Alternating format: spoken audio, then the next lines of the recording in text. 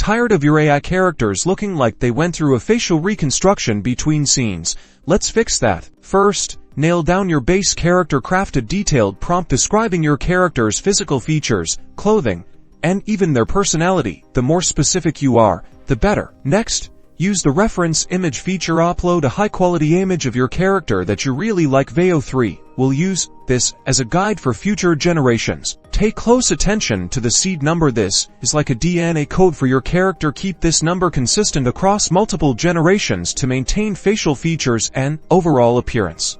See the difference? Same seed, same character, different seed, completely new face. Explore VO3 settings. Adjust the facial consistency and style matching parameters to fine-tune the character's look in different scenarios. Experiment with different prompts and settings. Try variations of your original prompt, but always keep the seed number consistent. Don't be afraid to tweak the parameters to get the perfect result. And there you have it.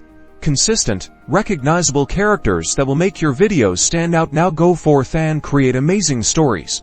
Don't forget to use hashtag VO3 characters and hashtag AI character design.